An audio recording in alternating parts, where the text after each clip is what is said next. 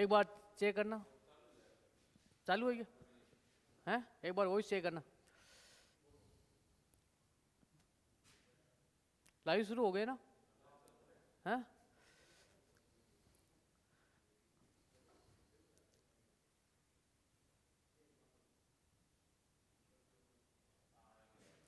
आ रही ना? सभी मित्रों को नमस्कार, सभी साथियों को राधे राधे। एक बार फिर से आपके अपने परिवार गुरुकुल डिफेंस एकेडमी की इस ऑनलाइन प्लेटफॉर्म पर स्वागत है। साथियों, इस लाइव सेशन में हम बात कर रहे थे भारतीय राज्य व्यवस्था।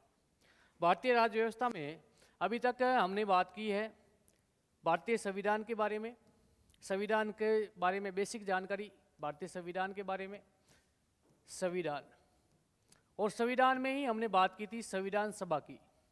संविधान सभा की भी हमने बात की कि भाई संविधान सभा ने ही भारतीय संविधान का निर्माण किया था। उसके बाद में हमने बात की थी कि भारतीय संविधान की विशेषता क्या है, विशेषता, और विशेषता के बाद में भारतीय संविधान के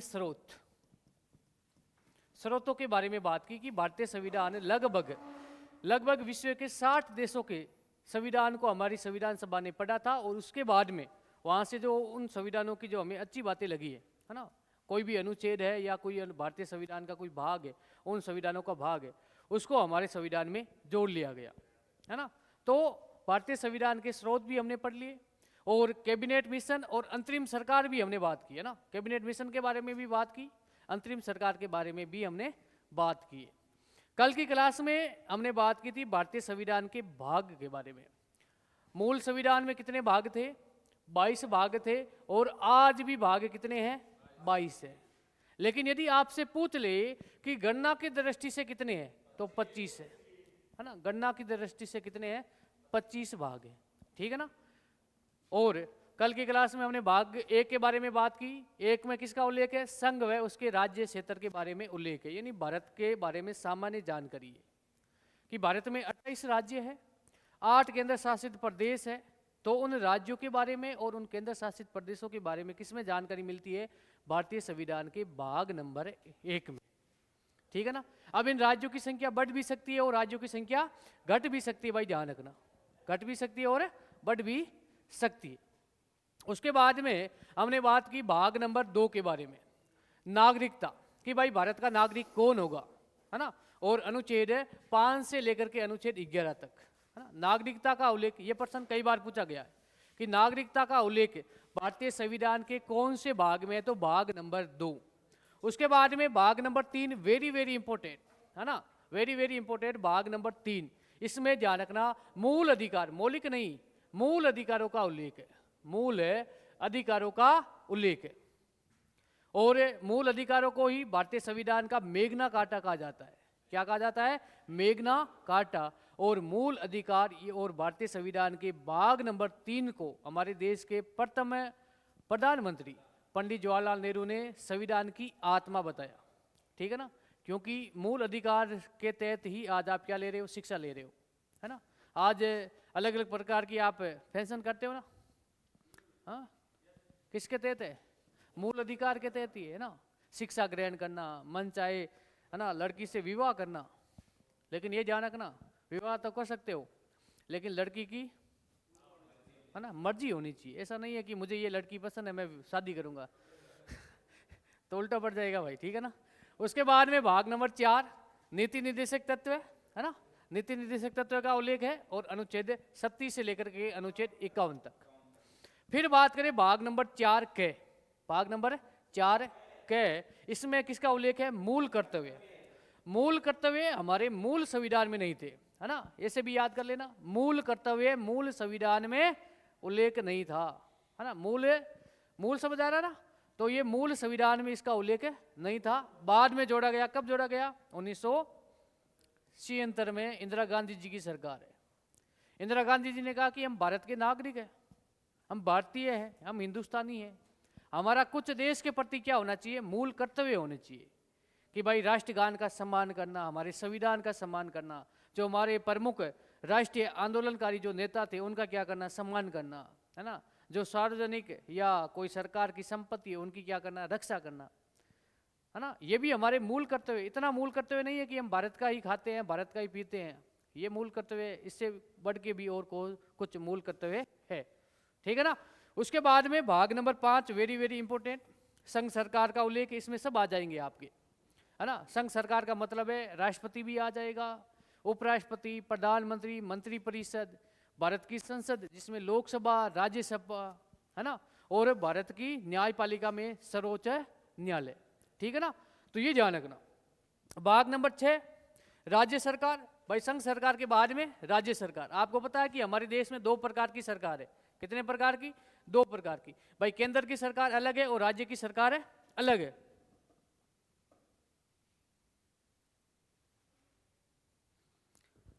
सर प्लीज, अब भाई एक बार वॉइस चेक करना, बच्चे कमेंट करें। संजय एक बार अब कमेंट करके बताना वॉइस सही आ रही है क्या। तो भाई संघ सरकार का उल्लेख है, सीधा प्रश्न पूछा गया है कई बार, है ना। संघ सरकार का उल्लेख भारतीय संविधान के भाग नंबर 5 में है। तो राज्य सरकार का उल्लेख इसमें 5 के बाद में 6 में। उसके बाद में 7 नंबर भाग वर्तमान में क्या है? रिक्त है। क्या है? रिक्त, यानी खाली है, इसमें कुछ नहीं है, खाली है, ठीक है ना। और इसमें 20 श्रेणी के जो राज्य थे, है ना, उनको क्या कर दिया था भाई? समाप्त कर दिया था। कब? 1956 में, 7वां संविधान संशोधन 1956 को, ये ध्यान रखना, ठीक है ना। उसके बाद में बात करें भाग नंबर 8 केंद्र शासित प्रदेश, है ना। आपको पता है कि अभी वर्तमान भारत 2 भागों में विभाजित है। एक तो भारत में क्या होंगे? राज्य, और एक केंद्र शासित प्रदेश, केंद्र है शासित प्रदेश, है ना। राज्य और यूटी 2 भागों में विभाजित है। लेकिन अंग्रेजों के समय जब देश आजाद हुआ उस समय भारत कितने भागों में विभाजित था? 3, है ना। तो ये ध्यान रखना। तो केंद्र शासित प्रदेशों का उल्लेख है कौन से भाग में है भारतीय संविधान की? भाग नंबर 8 में, है ना। अनुच्छेद ध्यान रखना 239 से अनुच्छेद 242। अब देखो क्रम से याद करना, ठीक है ना भाई, क्रम से याद करना। 5 में किसका उल्लेख है? संघ सरकार का। केंद्र सरकार का उल्लेख। 6 में किसका है? राज्य सरकार का उल्लेख। 7 क्या है? वर्तमान में खाली। 7वां संविधान संशोधन 1956 को रिक्त कर दिया, क्योंकि 20 श्रेणी के राज्य थे, उनको क्या कर दिया था? समाप्त कर दिया। 8 में किसका उल्लेख है भाई? केंद्र सरकार हो गई है, राज्य सरकार हो गई। अब तो संघ सरकार के बारे में भी बात करें, संघ के बारे में, तो केंद्र शासित प्रदेशों का उल्लेख है ना। 8 में किसका उल्लेख है? केंद्र शासित प्रदेशों का। उसके बाद में भाग नंबर 9। अब भाग नंबर 9 में ध्यान रखना, इसमें रोचक तथ्य क्या है ना, इसको भी ध्यान रखना। 7वां संविधान संशोधन 1956 में इसको भी क्या कर दिया था? सब खाली कर दिया था, रिक्त कर दिया था। लेकिन बाद में 73वां संविधान संशोधन, है ना, 73वां संविधान संशोधन 1992 में इसमें पंचायती राज के जो 29 विषय है, और पंचायती राज पहले संवैधानिक एक संस्था नहीं थी, इसको पंचायती राज को एक संवैधानिक संस्था का दर्जा दिया गया, और भाग नंबर 9 में इसको जोड़ दिया गया, ठीक है ना।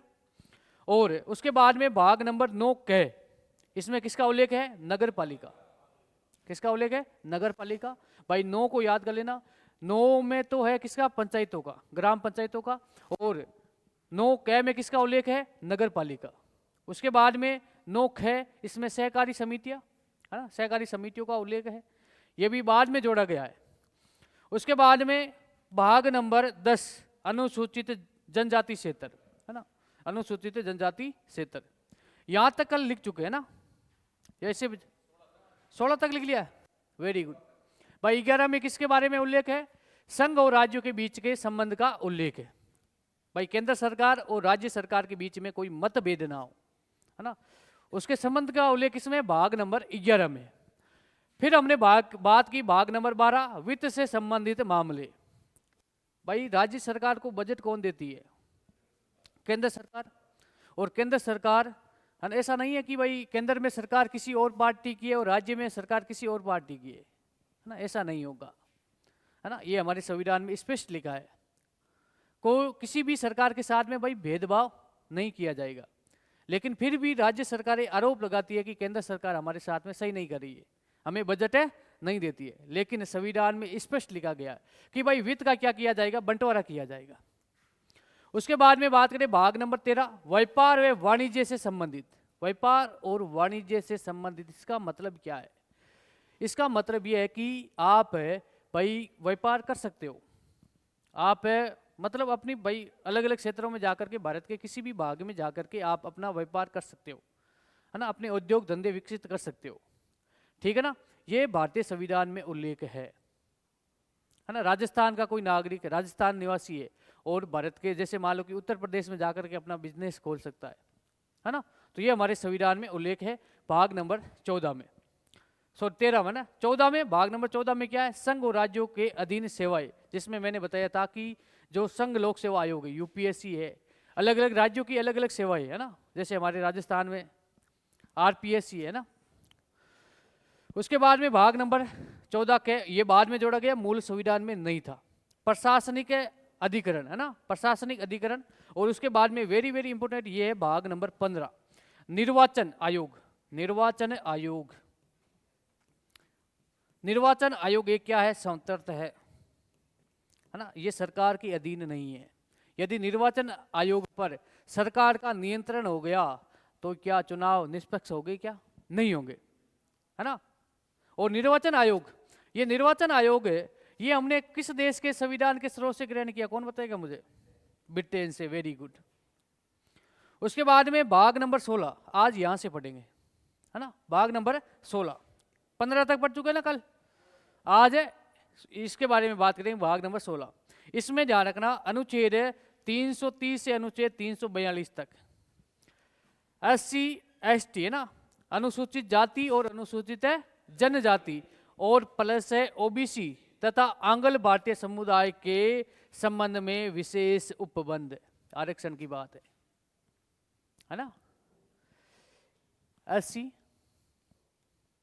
ST OBC है ना, OBC और OBC के बाद में आंग्ल भारतीय।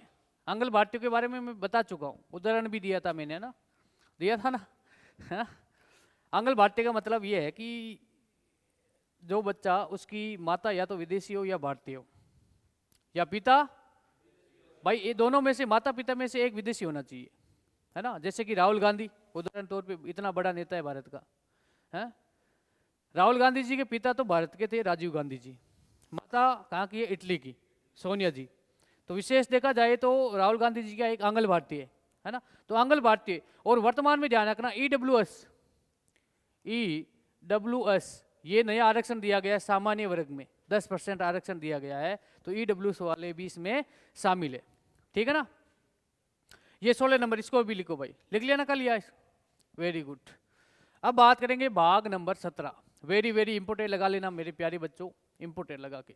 भाग नंबर 17 में किसका उल्लेख है? राजभाषा। और राजभाषा हमारी क्या है? हिंदी है ना, राजभाषा हिंदी का उल्लेख है। भारत की कोई राष्ट्रीय भाषा नहीं है ना, भारत की कोई राष्ट्रीय भाषा नहीं है, राष्ट्रीय भाषा नहीं है, राष्ट्रीय भाषा नहीं है, ठीक है ना। हमारी राज्य भाषा है, और हमारी राज्य भाषा कौन सी है? हमारी राज्य भाषा है हिंदी। और अनुच्छेद वेरी वेरी इंपोर्टेंट है, अनुच्छेद 343 से अनुच्छेद 351 तक हिंदी भाषा का उल्लेख है। और हिंदी भाषा हमारी क्या है? राज्य भाषा है, ये ध्यान रखना, हमारी कोई भी राष्ट्रीय भाषा नहीं है, ठीक है ना भाई। तो ये इंपोर्टेंट भाग है, भाग नंबर 17 है ना, राजभाषा का उल्लेख है, और राजभाषा हमारी क्या है? हिंदी है ना, हमारी कोई राष्ट्रीय भाषा नहीं है। संविधान सभा में हिंदी को लेकर के भाई एक मतलब प्रस्ताव रखा गया कि भाई भारत की राष्ट्रीय भाषा क्या होगी? हिंदी होगी। लेकिन संविधान सभा में ही इस हमारी राजभाषा का ही विरोध किया गया। दक्षिण भारत में हिंदी नहीं बोली जाती है ना, उत्तर भारत और पश्चिमी भारत में लगभग हिंदी बोली जाती है। तो दक्षिणी भारत के जो संविधान सभा के सदस्य थे, उन्होंने विरोध किया कि भाई हिंदी को हम क्या नहीं करेंगे? राष्ट्रीय भाषा नहीं होने देंगे। दुर्भाग्य की बात है ना, हिंदी का उत्पादन यानी हिंदी का जन्म कहाँ हुआ है? भारत में। हिंदी की उत्पत्ति हुई है संस्कृत से, हुई है नहीं हुई है?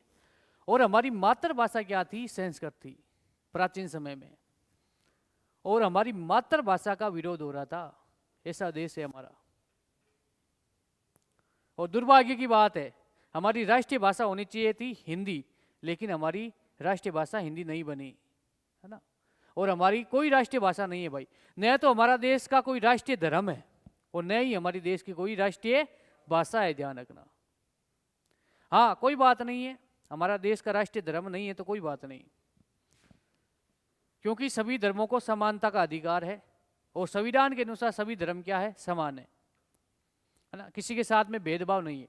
जैसे कि हमारे साथ में आज़ाद हुआ था पाकिस्तान, पाकिस्तान का राष्ट्रीय धर्म है इस्लाम। बांग्लादेश का राष्ट्रीय धर्म है, हमारा कोई राष्ट्रीय धर्म है नहीं है। हमारी संविधान सभा ने कहा कि सभी धर्म के लोग क्या है, समान है, और संविधान सभा में सभी धर्मों का प्रतिनिधित्व था। बहुत अच्छी बात है। इसीलिए हमारी कोई राष्ट्रीय भाषा नहीं है और न ही हमारी कोई राष्ट्रीय धर्म है। उसके बाद में भाग नंबर 18, इसको भी इंपोर्टेंट लगा लेना, आपातकाल, है ना। आपातकाल, जो ये आपातकाल उपबंध है ये हमने जर्मनी के संविधान से लिया है, जर्मनी के संविधान से ये हमने स्रोत ग्रहण किया है, जर्मनी, है ना। तो आपातकाल ध्यान रखना, भारतीय संविधान के अनुच्छेद 352 से लेकर के अनुच्छेद 360, है ना, ध्यान रखना। आगे बात करेंगे राष्ट्रपति में, इसके बारे में विस्तार से बात करेंगे, लेकिन फिर भी मैं एक बार यहां से बता देता हूं भाई। भाग नंबर 18 के बारे में बात करें, भाग नंबर 18 किसका उल्लेख है, आपातकाल का, आपातकाल। और ये आपातकाल का स्रोत हमने किस देश के संविधान से ग्रहण किया है, जर्मनी के, ये ध्यान रखना। अनुच्छेद पूछ ले तो अनुच्छेद 352 से अनुच्छेद 360 तक किसका उल्लेख है, आपातकाल का। आपातकाल की शक्ति किसके पास में है, राष्ट्रपति के पास में, राष्ट्रपति के पास में, ये ध्यान रखना। राष्ट्रपति के पास में आपातकालीन शक्ति कितने प्रकार की है, 3 प्रकार की है। एक तो है राष्ट्रीय आपातकाल, राष्ट्रीय आपातकाल, आपातकाल भारतीय संविधान के अनुच्छेद 352, अनुच्छेद 352। दूसरी आपातकाल शक्ति है राष्ट्रपति शासन, राज्यों में राष्ट्रपति शासन, अनुच्छेद 356। भाई किसी भी राज्य की सरकार संवैधानिक तंत्र से क्या हो गई है, विफल हो गई है। और आपने सुना भी होगा, है ना, महाराष्ट्र में और भाई जैसे पश्चिम बंगाल में, है ना, जैसे कि एक बीच में जो ये महिला के साथ में हॉस्पिटल के अंदर ही बंगाल में क्या हुआ था, कोलकाता में रेप हो गया था, उसकी हत्या कर दी गई। तो वहाँ के नागरिकों ने मांग उठाई कि भाई बंगाल की सरकार अभी क्या है, सरकार चलाने में सफल नहीं है, सरकार क्या हो गई है, विफल हो गई है, यहाँ पर संवैधानिक तंत्र क्या हो गया, विफल हो गया है। और राष्ट्रपति को कहते हैं कि आप क्या लगा दो, इस राज्य में राष्ट्रपति शासन लगा दो। तो संपूर्ण शक्ति राज्य सरकार की किसके पास में आ जाएगी, राष्ट्रपति के पास में आ जाएगी। और राष्ट्रपति अपना प्रतिनिधित्व के माध्यम से, राज्यपाल के माध्यम से वहाँ का सरकार है, वहाँ का शासन है चलाएगा, ठीक है ना। उसके बाद में 3 नंबर है वित्तीय आपातकाल, वित्तीय आपातकाल, आपातकाल अनुच्छेद 360, अनुच्छेद 360। भाई देश में वित्तीय संकट आ जाता है तो ये वित्तीय आपातकाल लगाया जाता है। और ये वित्तीय आपातकाल हमने अमेरिका के संविधान से लिया है, अमेरिका के संविधान से। राष्ट्रपति शासन कई राज्यों में लग चुके हैं, हमारे राजस्थान में भी लगा है। और जो ये राष्ट्रीय आपातकाल है ना, सर्वप्रथम कब लगा था, नहीं, पंडित जवाहरलाल नेहरू जी के समय 1962 भारत और चीन का युद्ध हुआ, उस समय हमारे देश में प्रथम बार राष्ट्रीय आपातकाल लगा था, ठीक है ना। तो ये ध्यान रखना, ये भाग नंबर 18 वेरी वेरी इंपोर्टेंट है। इसमें किसका उल्लेख है, आपातकाल का उल्लेख है, ठीक है ना। अब उसके बाद में भाग नंबर 9 है ना, अनुच्छेद 61 से राष्ट्रपति राज्यपाल के संरक्षण और संसद व राज्य की विधानमंडल की कार्रवाई को संरक्षण, है ना। इतना इंपोर्टेंट नहीं है, लेकिन भी याद रखना है कि भाई ये अनुच्छेद क्या है, 361 का एक अनुच्छेद का ही उल्लेख है। इसमें राष्ट्रपति राज्यपाल के संरक्षण, है ना, संसद व राज्य की विधानमंडल की कार्रवाई को संरक्षण, ये ध्यान रखना। उसके बाद में भाग नंबर 20 है ना। संविधान संशोधन इम्पोर्टेंट लगा लेना। एक अनुच्छेद है 368, अनुच्छेद भी याद करना है। भाग नंबर 20 संविधान संशोधन। हमारी संसद के पास में ये पावर है, ये शक्ति है कि संविधान में क्या किया जा सकता है, संशोधन किया जा सकता है ना। संविधान में फेरबदल किया जा सकता है। अभी वर्तमान में सरकार को लग रहा है कि भाई ये अनुच्छेद हमारे देश के लिए सही नहीं है ना, वर्तमान परिस्थितियों के अनुसार कोई अनुच्छेद सही नहीं है, तो उसमें क्या किया जा सकता है, संशोधन किया जा सकता है। और संशोधन कौन करेगी, भारत की संसद करेगी। संसद का मतलब क्या है, संसद का मतलब संशोधन करेगी संसद, है ना। संसद का मतलब है राष्ट्रपति, राष्ट्रपति प्लस लोकसभा प्लस राज्यसभा, इन तीनों से मिलकर के किसका निर्माण होता है, संसद का निर्माण होता है। और संसद के पास में पावर है कि संविधान में संशोधन किया जा सकता है, अनुच्छेद 368। और ये हमने संविधान संशोधन की प्रक्रिया किस संविधान के स्रोत से ग्रहण किया है, अफ्रीका से, अफ्रीका के संविधान से। क्या हो गया, अफ्रीका के संविधान से, ठीक है ना। ये बातें ध्यान रखना भाई। एक तो भाग नंबर 17 इंपोर्टेंट है और भाग नंबर 18 भी वेरी वेरी इंपोर्टेंट, और एक भाग नंबर 20। उसके बाद में बात करें भाग नंबर 21 के बारे में, है ना। भाग नंबर 21 में क्या है, अस्थायी संक्रमणकालीन तथा कुछ राज्यों के संबंध में विशेष उपबंध। अब इसमें क्या है, जो कुछ राज्य है,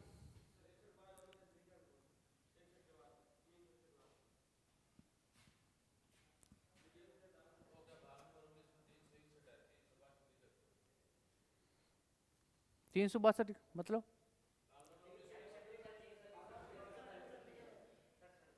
अरे मैं बताऊंगा ना, एक मिनट।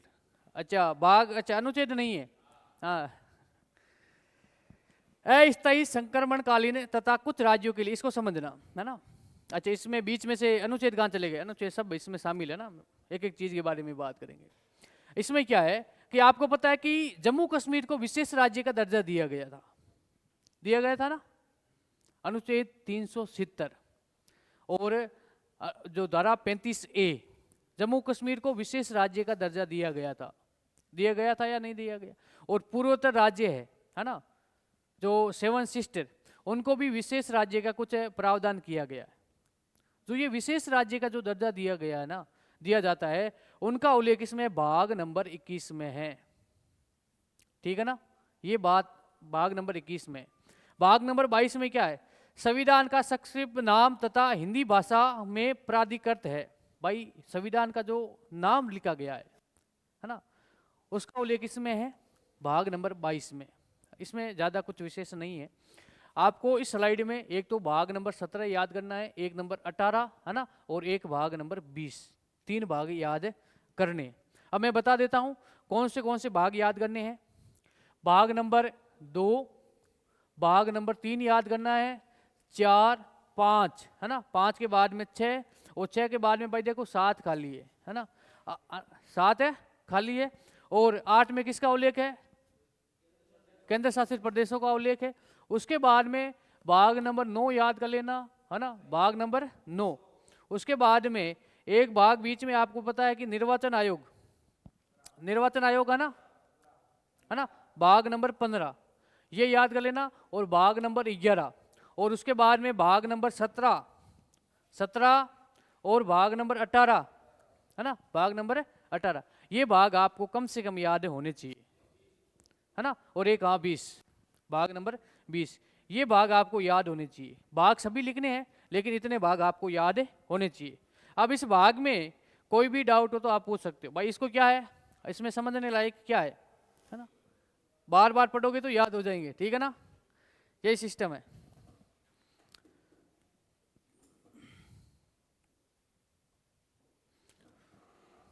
तो ये भाग वाला टॉपिक आपका क्या हो गया है भाई, समाप्त हो गया है।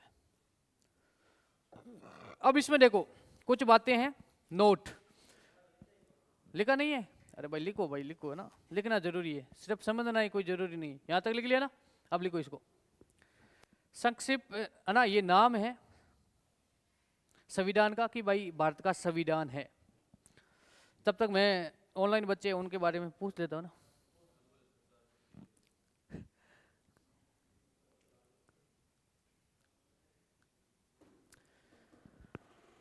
चाय के बारे में पूछो। लिखो लिखो भाई, लिखो ना, तो लिखेगा नहीं, काले वाला लिखेगा साथ में ना, कल की क्लास लिखेगा, लिख लेना भाई। और ये पीडीएफ आपको मिल जाएगी टेलीग्राम पे, नहीं मिलेगी क्या? टेलीग्राम आओगी कौन? अच्छा बुके को, अच्छा संडे संडे को आती है, आज आ जाएगी भाई ना, आज मिल जाएगी, ठीक है ना। आज के बाद में क्लास होते ही आपको टेलीग्राम पे क्या मिल जाएगी? हाँ, क्लास होते ही, क्लास समाप्त होते ही, क्लास समाप्त हुई और साथ में ही पीडीएफ आपको मिल जाएगी, ठीक है ना। लिख लेना इसको, वेरी गुड। अब इसमें कुछ बातें हैं, देखो भाग नंबर 4, भाग नंबर 4 के को 42वां संविधान संशोधन 1976 के तहत जोड़ा गया है ना, नए भाग जोड़े गए ना मूल संविधान के बाद में, उनके बारे में बात करें तो भाई भाग 4 के कब जोड़ा गया? 42वां संविधान संशोधन किया गया 1976 में। हाँ, और इसमें क्या है? मूल कर्तव्य है ना, इसके बारे में मैं पहले बता चुका हूं। भाग नंबर 7, 7वां संविधान संशोधन 1956 को इसको हटा दिया गया, अभी वर्तमान में क्या है? खाली है, रिक्त है ना। इसमें क्या थे? 20 श्रेणी के राज्य, 20 श्रेणी के राज्यों का उल्लेख था। उसके बाद में भाग नंबर 9 के, भाग नंबर 9 के 74वां संविधान संशोधन 1992 के तहत जोड़ा गया है ना। भाग नंबर 9 के कब जोड़ा गया? 1992। कौन सा संविधान संशोधन किया गया? 74वां। और भाई ध्यान रखना, भाग नंबर 9 पहले इसको क्या किया गया? रिक्त किया गया। कब किया गया? 1956 में, 1956 में। फिर इसमें पंचायती राज है ना, पंचायती राज व्यवस्था कब जोड़ा गया? 1992, 1992। और कौन सा संविधान संशोधन? 73वां। और भाग नंबर 9 के कब जोड़ा गया? 74वां संविधान संशोधन 1992 के तहत। उसके बाद में भाग नंबर 9 है 97वां संविधान संशोधन 2011 के द्वारा जोड़ा गया। इसमें सहकारिता समिति थी, है ना, सहकारी समितियां। ध्यान रखना, ये अभी लेटेस्ट जुड़ा है, इसको याद कर लेना। भाग नंबर 9 है कब जोड़ा गया है? 97वां संविधान संशोधन, इसको भी याद करना है। और कब? 2011, ठीक है ना। और इसमें किसका उल्लेख है? सहकारी समितियों का। किसका उल्लेख है? सहकारी समितियों का। फिर बात करें भाग नंबर 14 के 42वां संविधान संशोधन 1976 में। एक ध्यान रखना भाई, 4 के और 14 के दोनों ही साथ में जोड़े गए। कब? 1976 में। और कौन सा संविधान संशोधन? 42वां, ठीक है ना। और जो ये 9 के और खे, 9 के और खे, कै तो कब जोड़ा है? 1992। और खे कब जोड़ा है? 97वां संविधान संशोधन 2011, ठीक है ना। ये बातें याद रखनी है। और इसी के साथ में ये भाग वाला टॉपिक क्या हो जाता है? समाप्त हो जाता है, फिनिश हो गया ना। ज्यादा विशेष बातें तो इतनी याद कर लेना, वर्तमान में भाग कितने हैं? 22, है ना। और फिर थोड़ी सी बेसिक चीजें भी याद कर लेना, कुछ महत्वपूर्ण भाग है उनके बारे में थोड़ी सी जानकारी होनी चाहिए।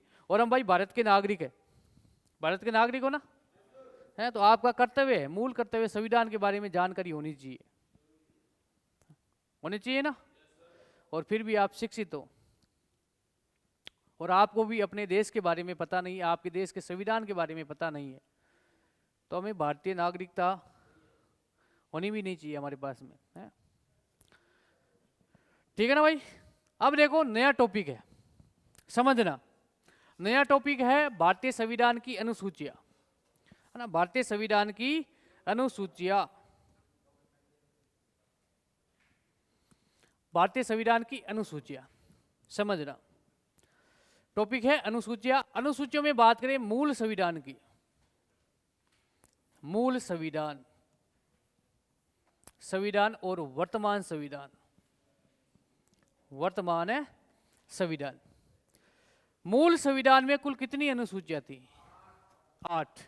प्रश्न पूछा गया है, आपसे पूछ ले तो इसमें ऐसा मत सोचना कि इतना इजी प्रश्न आ गया, है ना। प्रश्न को सही ढंग से पढ़ना, एग्जामिनर क्या पूछ रहा है। आपसे पूछ ले कि मूल संविधान में कुल कितनी अनुसूचियां थी, और ऑप्शन में 8 भी है और 12 भी है, आप सोचोगे कि वर्तमान का पूछा है। प्रश्न को आंखें खोल के पढ़ना है। और किसी भी है ना कोई भी प्रश्न आपको नहीं आ रहा है, उत्तर नहीं आ रहा है, उसका समझ में भी नहीं आ रहा, तो उसको 3-4 बार पढ़ो, फिर भी समझ में नहीं आ रहा फिर पढ़ो, है ना। अरे टाइम वर्तमान में 24 घंटे है ना, है? कौन सा तीर मार रहे हो? रोज के 1-1.5-2 पेज होते हैं, वो भी याद नहीं करते हो। एक तो ये बात होती है कि टाइम निकल जाएगा, ऐसा है वैसा है ना। ज्ञान तो बहुत है, हाँ?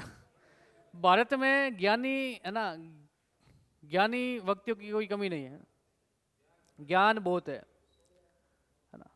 ज्ञान लेने वाला चाहिए, होना चाहिए, ज्ञान देने वाले तो बहुत है ना। चाय की कोई है ना वहाँ थड़ी होती है ना, वहाँ बैठ के बातें करोगे तो वहाँ पे भी ज्ञान मिल जाएगा, लेकिन ज्ञान काम का कौन सा है वो पता होना जरूरी है। अब मैंने कहा कि भाई 3-4 बार पढ़ोगे तो समझ में आ जाएगा, तो सर इतना टाइम का है, तो ऐसे लग रहा है कि 24 घंटे पढ़ाई करते हो ना, इतने व्यस्त हो ना। भाई 1-2 पेज होते हैं ना, इसको भी याद नहीं कर पा रहे हो। तो भाई मूल संविधान का मतलब क्या है, पहली बात तो ये पता होना चाहिए। मूल संविधान का मतलब क्या है? मूल संविधान का मतलब है 26 जनवरी 1950 को हमारे देश में संविधान लागू हुआ है, उसे कहते हैं मूल संविधान, है ना। और वर्तमान का मतलब है आज। आज आपने खाना खाया ना, तो ये जिस दिन आप खाना खाते हो ना वही आज है, वर्तमान ऐसे सोच लेना। और मूल संविधान जिस दिन देश में संविधान लागू हुआ है, ठीक है ना। तो भाई देश में संविधान लागू हुआ उस समय हमारे देश के संविधान में अनुसूचियां कितनी थी? 8, और वर्तमान में कितनी है? 12। अब एक बच्चे ने पूछा कि सर संविधान संशोधन करके सर्वप्रथम कौन सी अनुसूची जोड़ी? अब 8 के बाद में क्या आएगा? 9 आएगा ना, है। तो आपसे मैं पूछ लूं कि सर्वप्रथम संविधान संशोधन करके कौन सी अनुसूची जोड़ी है? 9वीं जोड़ी। अब ये तो कोई पूछने लायक है क्या? चाय में स्वाद तो है ना।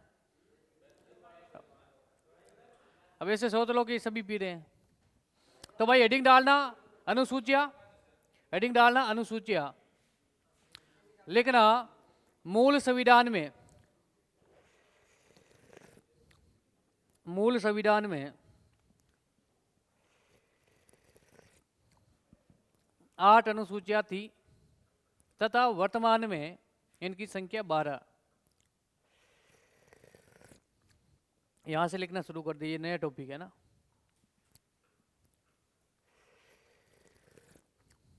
मूल संविधान में 8 अनुसूचियां थी और वर्तमान में कितनी है? 12। अब आपसे सीधा पूछ ले कि भारतीय संविधान में अनुसूचियां कितनी है, तो क्या करोगे? 12 करोगे। लेकिन बीच में शब्द आ गया मूल संविधान, तो क्या करोगे? 8 करना है, ठीक है ना। अब एक एक अनुसूची के बारे में बात करेंगे। अब अनुसूची क्या है और क्यों जरूरी है संविधान में, ये कोई बता सकता है क्या? भाई हमने भाग पढ़ लिए, भाग पढ़ा है ना। भारतीय संविधान के 22 भाग थे, अनुच्छेद भी है 395, लेकिन ये अनुसूचियां क्यों जरूरी है? शासन व्यवस्था बनाने के लिए तो संविधान चाहिए, है? अनुसूचियां मतलब क्या है? अनुसूचियों का मतलब है एक शॉर्टकट, यानी छोटा संविधान। कोई विदेशी भारत घूमने आ जाता है, अब उन्होंने सुना है, आपकी तरह जीके पढ़ा है, तो उन्होंने पढ़ा है कि विश्व का सबसे बड़ा लिखित संविधान भारत का है। हम पढ़ते हैं ना भाई, अमेरिका का संविधान विश्व का सबसे छोटा लिखित संविधान है, पढ़ते या नहीं पढ़ते? वैसे ही किसी ने भाई अमेरिका में पढ़ लिया है, कंपटीशन की तैयारी कर रहा है कि विश्व का सबसे बड़ा लिखित संविधान भारत का है, हाँ? तो भारत आया घूमने के लिए, अब उसको ये लालसा तो रहेगी कि भाई विश्व का सबसे बड़ा लिखित संविधान है तो उसकी रूपरेखा क्या, उसको देखना चाहिए, है ना। जिज्ञासा तो होती है, नहीं होती है? तो कोई भी आ रहा है, कोई किसी को शॉर्टकट में या जल्दी संविधान पढ़ना है तो अनुसूचियां पढ़ लो, है ना। अनुसूचियां आप पढ़ लो, है ना। इतनी विस्तार से नहीं है, फिर भी हमें संविधान के बारे में बेसिक जानकारी मिल जाएगी। तो एक एक अनुसूची के बारे में बात करेंगे। प्रथम अनुसूची। अब प्रथम भारतीय संविधान में भाग में किसका उल्लेख था?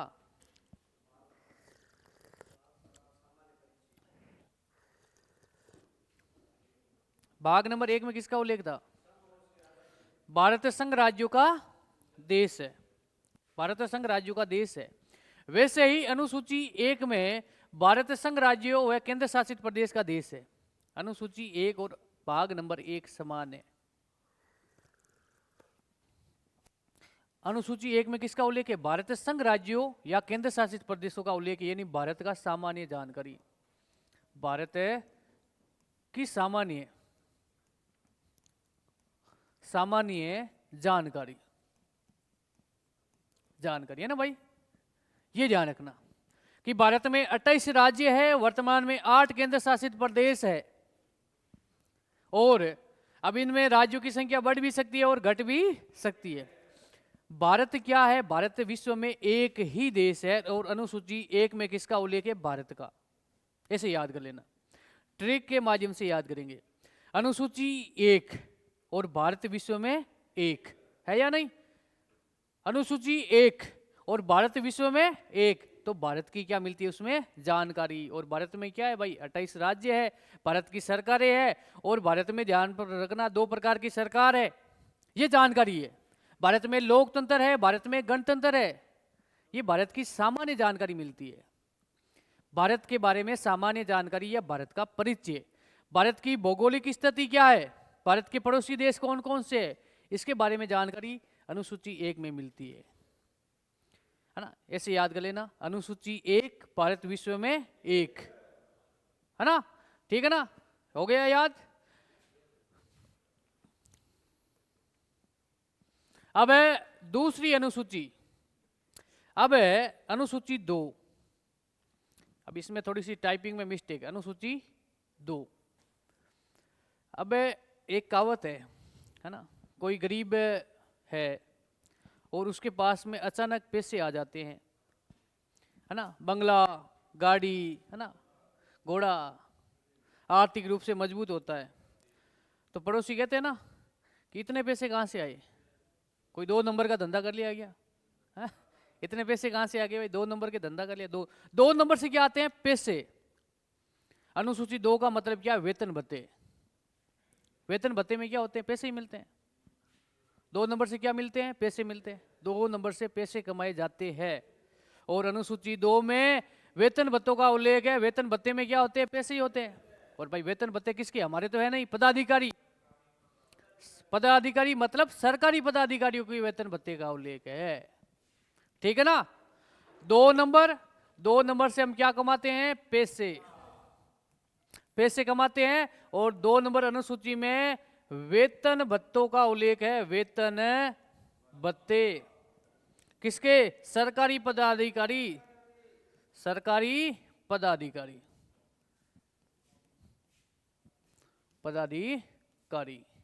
अब सरकारी पदाधिकारी का मतलब क्या है? इसमें ध्यान रखना, सरकारी जितने भी पदाधिकारी का मतलब है सरकारी कर्मचारी प्लस लोकसभा, राज्यसभा, विधानसभा के सदस्य, जितने भी निर्वाचित जो अधिकारी है, निर्वाचन है ना, जिसमें वार्ड मेंबर है, आपके गांव का सरपंच है, सभी सरकारी पदाधिकारी में आते हैं। जिसको सरकार क्या देती है? वेतन देती है, पैसे देती है, भत्ते देती है। तो सरकारी पदाधिकारियों के वेतन भत्ता का उल्लेख किसमें है? अनुसूची 2 में। और 2 नंबर से हम क्या कमाते हैं? पैसे। ऐसे भी याद है कर लेना भाई। ठीक है ना। द्वितीय अनुसूची में भारत के विशिष्ट पदाधिकारियों को प्राप्त होने वाले वेतन भत्ता तथा पेंशन का उल्लेख है। सरकारी नौकरी की तैयारी कर रहे हो, नौकरी आपकी लगेगी, फिर आपको सरकार क्या देगी भाई? वेतन देगी। उसके बाद उसके अलावा भत्ता भी देगी। फिर रिटायरमेंट हो जाओगे तो क्या दी जाएगी? पेंशन। तो ये पेंशन है मिलेगी ना, किस अनुसूची के तहत मिलेगी? अनुसूची 2 के तहत। अनुसूची 1 भारत विश्व में एक, भारत की सामान्य जानकारी। अनुसूची 2 नंबर से पैसे कमाते हैं, और अनुसूची 2 में सरकारी पदाधिकारियों के वेतन भत्ते प्लस पेंशन का उल्लेख। ठीक है ना, याद हो गई क्या? अरे आना तो बोल दो, मजा आ रहा है? अच्छा, अनुसूची 3, अनुसूची 3, अनुसूची 3 है ना। संख्या कितनी है भाई? 3 है ना, 3 है। अब एक मैं शब्द लिख रहा हूं इसमें, शपथ। इसमें देखो आप, सैपैथ है। कितने अक्षर है भाई? 3 वर्ण है ना? हाँ, तो अनुसूची 3 में किसका उल्लेख है? शपथ का। अब शपथ कौन लेगा? वही सरकारी पदाधिकारी। पहले तो पेंशन दिया, वेतन भत्ते, उसके बाद में शपथ। अब शपथ में 3 अक्षर है, 3 वर्ण है, तो शपथ का उल्लेख अनुसूची 3 में है। इसे भी याद कर लेना, ठीक है ना? तो अनुसूची 3 भारत के विशिष्ट पदाधिकारियों द्वारा ली जाने वाली शपथ, जिसको अभी हमने वेतन और भत्ते और पेंशन दिए है ना, वही क्या लेंगे? शपथ लेंगे। अब इसमें ध्यान रखना, एक तो राष्ट्रपति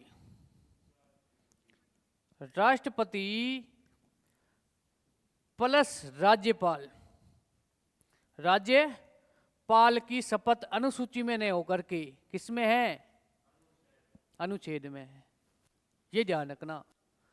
2 हमारे भारत के विशिष्ट पदाधिकारी है, उनकी शपथ का उल्लेख है अनुसूची में नहीं होकर के किसमें है? अनुच्छेद में है, ठीक है ना? इसके बारे में आगे बात करेंगे, लेकिन यहां पे नोट लगा के लिख देना,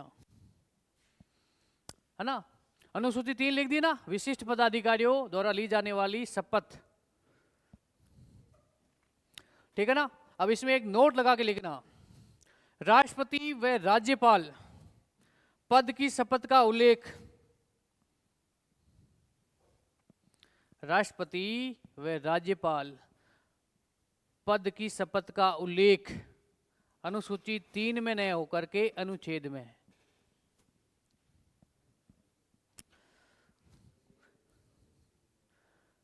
है ना? राष्ट्रपति व राज्यपाल पद की शपथ का उल्लेख अनुसूची 3 में नहीं होकर के अनुच्छेद में है।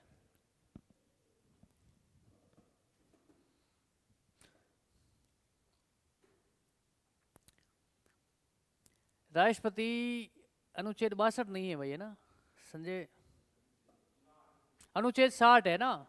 राष्ट्रपति पद के शपथ का उल्लेख अनुच्छेद 60। आगे बात करेंगे, राष्ट्रपति पढ़ेंगे विस्तार से, ठीक है ना भाई? यहां तक कोई डाउट नहीं है? एक बार मेरे साथ में बोल देना। अनुसूची 1, भारत विश्व में एक देश है, तो भारत की सामान्य जानकारी। 2 नंबर से हम क्या कमाते हैं? पैसे। तो विशिष्ट पदाधिकारियों के वेतन भत्तों का उल्लेख। अनुसूची 3, इसमें 3 में शपथ किसकी? विशिष्ट पदाधिकारियों के पद की शपथ, है ना? अरे सिर्फ समझो भाई, लिखो मत, है ना? अरे साथ साथ में समझो, फिर भी लिखना है ना। फिर बात करें अनुसूची 4, इसमें है राज्यसभा में राज्यों व केंद्र शासित प्रदेशों का प्रतिनिधित्व है। अब इसमें समझना अनुसूची 4 को। अनुसूची 4, इसमें संख्या कितनी है? 4, है ना? राज्यसभा भाई देखे जाए तो इसमें कितने अक्षर है? 4 ही है ना? राज्यसभा, इतना याद कर लेना, राज्यसभा। अब राज्यसभा आपको पता है कि एक तो संसद के कितने सदन है? संसद के 2 सदन है। संसद के कितने सदन है? 2 सदन है। एक तो है आपके राज्यसभा और एक है लोकसभा। अब आपको पता है कि राज्यसभा में वर्तमान में कुल कितने सदस्य? 245 सदस्य। कितने? 245। अब ये 245 सदस्य है ना कुल राज्यसभा में। अब इसमें ध्यान रखना, भारत में 28 राज्य है। कितने राज्य? 28 राज्य प्लस 8 केंद्र शासित प्रदेश है। अब किस राज्य से कितने राज्यसभा के सदस्य प्रतिनिधित्व करेंगे? ये उल्लेख इसमें अनुसूची 4 में, यानी राज्यसभा की सीटों का बंटवारा किया गया है कि भाई राजस्थान से वर्तमान में राज्यसभा के कितने सदस्य है? 10, है ना? गुजरात से कितने हैं? उत्तर प्रदेश में सर्वाधिक है। यूपी से कितने हैं? है ना? महाराष्ट्र से कितने हैं? तो प्रत्येक राज्य का कितना प्रतिनिधित्व करेंगे राज्यसभा के सदस्य, उनके बारे में उल्लेख इसमें अनुसूची 4 में, यानी राज्यसभा की सीटों का आवंटन। राज्यसभा शॉर्टकट में याद कर लेना, सभा की सीटों का आवंटन, सीटों का आवंटन, है ना, कि भाई किस राज्य से कितने राज्यसभा के सदस्य प्रतिनिधित्व करेंगे। लगभग विधानसभा के सदस्य होते हैं ना, उस हिसाब से होते हैं। जैसे कि प्रत्येक मतलब 20 सदस्यों पर एक सदस्य। हमारे राजस्थान से विधानसभा के कितने सदस्य? 200। और हमारे राजस्थान से राज्यसभा के कितने सदस्य प्रतिनिधित्व करते हैं? 10। ठीक है ना। तो अनुसूची 4 में किसका उल्लेख है? राज्यसभा की सीटों का आवंटन। भाई किस राज्य से कितने राज्यसभा के सदस्य प्रतिनिधित्व करेंगे। ठीक है ना। अब राज्यसभा में देख लो कितने अक्षर है भाई? 4 है। ठीक है ना। 4 अनुसूची याद हो गई ना। 1 में किसका उल्लेख है? भारत संघ राज्यों का देश। अनुसूची 2 में पदाधिकारी, भारत के विशिष्ट पदाधिकारियों के वेतन भत्ते और पेंशन का उल्लेख। अनुसूची 3 में शपथ, विशिष्ट पदाधिकारी, जिसमें ध्यान रखना राष्ट्रपति और राज्यपाल को छोड़ करके। और 4 अनुसूची 4 में राज्यसभा की सीटों का आवंटन। यह मूर्खा बन जाए ना।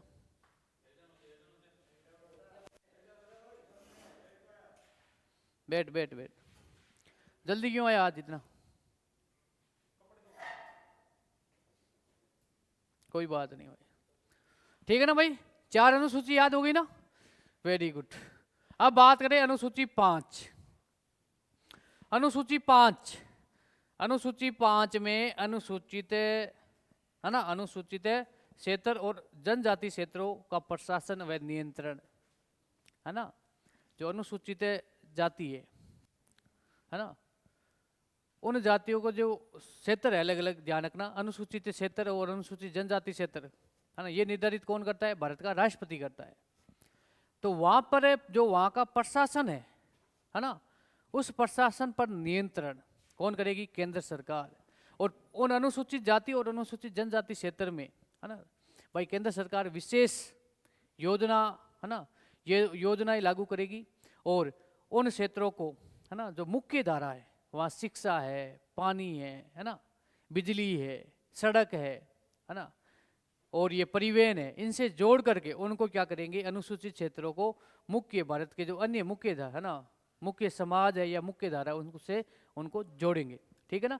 तो अनुसूची 5 में, है ना, अनुसूची 5 में, इसमें देखो अनुसूचित में कितने अक्षर है भाई? 5 है। और 5वीं अनुसूची के बारे में बात करें, ऐसे भी याद कर लेना। ठीक है ना। तो अनुसूचित क्षेत्रों और जनजाति क्षेत्रों में प्रशासन व नियंत्रण। ठीक है ना। अब इसमें ध्यान रखना ये 5 नंबर अनुसूची है। नेक्स्ट बात करें 6 नंबर अनुसूची, है ना। 6 नंबर अनुसूची, इसमें ध्यान रखना मेघालय, त्रिपुरा, है ना, मिजोरम व असम। अब इसमें एक ट्रिक भी है, ATM ऐसे भी याद कर लेना, या MMTA, है ना, ATMM ऐसे भी याद कर लेना। राज्यों में जनजाति क्षेत्रों के प्रशासन के बारे में विशेष उपबंध। अब भाई ध्यान रखना, भारत में वर्तमान में कितने राज्य है? 28 राज्य। कितने राज्य है? 28 राज्य है। अब 28 राज्यों में ध्यान रखना अनुसूचित जाति और अनुसूचित जनजाति निवास करती है या नहीं करती है? अब ध्यान रखना अनुसूची 5 में, अनुसूची 5 और अनुसूचित 6 के बारे में बात करें, ये दोनों ही अनुसूची अनुसूचित जाति व अनुसूचित जनजाति से संबंधित है। एक तो ये बात होनी चाहिए। अब अनुसूचित 6 में हमने बात की ATM, कितने राज्य है? 4 राज्य। भाई 4 राज्य ये तो आ गए अनुसूचित 6 में, अनुसूचित जनजाति के। अब 28 राज्य, 28 में से 4 गए, पीछे कितने बचे? 24 राज्य। अब 24 राज्य है ना, उन 24 राज्यों में जो अनुसूचित जाति और अनुसूचित जनजाति क्षेत्र है, वहां के प्रशासन के नियंत्रण के बारे में बात है अनुसूची 5 में। लेकिन 4 राज्यों के जो अनुसूचित जाति और अनुसूचित जनजाति क्षेत्र है, उनकी बात किसमें की गई है? अनुसूची 6 में। ठीक है ना, ये बातें हैं। और इसमें ध्यान रखना आपको ये 4 राज्य याद कर लेना। कई बार प्रश्न पूछा गया कि निम्नलिखित में से कौन सा राज्य अनुसूचित 6 में शामिल है या नहीं है। अब इसमें ध्यान रखना, मैं से ना मिजोरम और मेघालय, मणिपुर नहीं है ना, मिजोरम है, मणिपुर नहीं है, ध्यान रखना। ठीक है ना। अनुसूची 6 में किसका उल्लेख है? एक तो मेघालय का है, एक मिजोरम का है, एक त्रिपुरा और एक असम का। इसको याद कर लेना, ATMM, है ना, ये तो ट्रिक लिखी हुई है, MMTA, है ना। तो ATM सबके पास में होता है ना, ATM अनुसूची 6। A से असम, T से त्रिपुरा, M से मिजोरम और M से मेघालय। ध्यान रखना इसमें मणिपुर नहीं है। असम, है ना, त्रिपुरा, मेघालय और मिजोरम, मणिपुर इसमें शामिल नहीं है। अनुसूचित 6 इसमें भाई जो 4 राज्य है, उन राज्यों की जनजाति क्षेत्रों के प्रशासन के बारे में विशेष उपबन, नहीं राज्य, केंद्र सरकार और राज्य सरकार उन क्षेत्रों के लिए विशेष योजना, मैंने अभी बताया, उन जनजातियों क्षेत्रों को मुख्य धारा से जोड़ने का कार्य करेगी। भाई आदिवासी थे, वे जंगलों में रहते थे, है ना, शिक्षा का प्रचार करेंगे, है ना, ये बातें। अनुसूची 5 और अनुसूचित 6 अनुसूचित जाति और अनुसूचित जनजाति से संबंधित है। 5 में तो 24 राज्य और 8 केंद्र शासित प्रदेशों का उल्लेख है, और अनुसूचित 6 में किसका है? 4 राज्यों का उल्लेख है अनुसूचित जनजाति के लिए। 4 राज्य कौन कौन से? असम, त्रिपुरा, मेघालय और मिजोरम। ठीक है ना भाई, याद हो गई ना? अब मेरे साथ में लास्ट बार बोल देना, 6 अनुसूचियां तो याद हो गई, कल की क्लास में से और याद कर लेंगे, ठीक है ना। और उसके बाद में मौलिक अधिकार के बारे में बात करेंगे भाई, कल की क्लास में 6 अनुसूची याद करेंगे और साथ में ही मौलिक अधिकारों की क्लास भी होगी। भाई अनुसूची 1 में किसका उल्लेख है? भारत एक विश्व का देश है, विश्व में एक ही भारत देश के नाम का देश है, या और भी है कोई? नहीं है ना।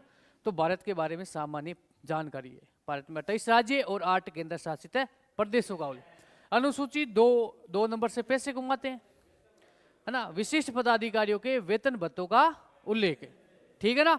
उसके बाद में अनुसूची 3, इसमें शपथ में 3 अक्षर है, तो अनुसूची 3 में विशिष्ट पदाधिकारियों की शपथ का उल्लेख है।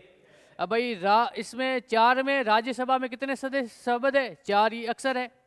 तो राज्यसभा की सीटों का आवंटन या भाई किस राज्य या केंद्र शासित प्रदेश से राज्यसभा के सदस्य प्रतिनिधित्व करेंगे, ठीक है ना। फिर बात करें अनुसूची 5, अनुसूचित, है ना, अनुसूचित जो जनजाति है, इसमें भाई अनुसूचित में बात करें तो 5 ही अक्षर है। तो इसमें ध्यान रखना, भारत में 28 राज्य है ना, उसमें से 24 राज्य प्लस 8 केंद्र शासित प्रदेश की जो अनुसूचित जनजाति है, उनके प्रशासन नियंत्रण के बारे में जानकारी मिलती है अनुसूची 5 में। और फिर बात करें अनुसूचित 6, ये भी अनुसूचित जनजाति से संबंधित है, लेकिन इसमें राज्य कितने हैं भाई? विशेषकर 4 राज्य कौन कौन से हैं? असम, त्रिपुरा, मेघालय और मिजोरम, ठीक है ना। इन 4 राज्यों का उल्लेख है कि भाई इनमें जो अनुसूचित जनजाति है उसके प्रशासन नियंत्रण के बारे में उपबंध, ठीक है ना। यहां तक कोई डाउट नहीं है ना? भाग में कोई डाउट नहीं है? याद होगी ना अनुसूची? वेरी गुड, कल की क्लास में 12 अनुसूची याद हो जाएगी अंगुलियों पे, है ना। और मौलिक अधिकार भी ऐसे ही याद हो जाएंगे। अब अनुसूची याद होगी ना, वैसे ही मौलिक अधिकार याद हो जाएंगे। पॉलिटिकल डरने की आवश्यकता नहीं है, ऐसे ही याद करेंगे साथ साथ में पढ़ते पढ़ते। तो आज के लिए इतना ही। जय हिंद, जय भारत।